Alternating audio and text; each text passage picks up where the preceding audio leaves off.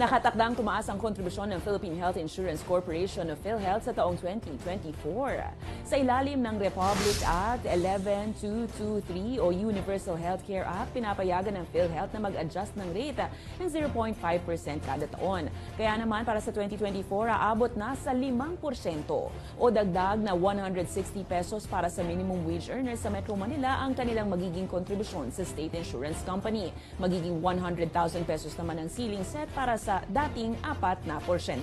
Tiniyak naman ng PhilHealth na kahit hindi maaprubahan ng Pangulong Bongbong Marcos Jr. ang dagdag kontribusyon ay tuloy pa rin ang nakatakdang dagdag benepisyo para sa kanilang customer.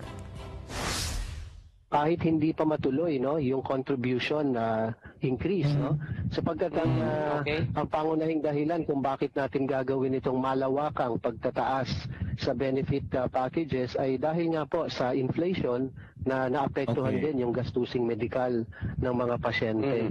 So matuloy man yung pagpapatupad ng contribution rate sa 2024 o hindi, pero itong pagtataas sa benefits tuloy po yan.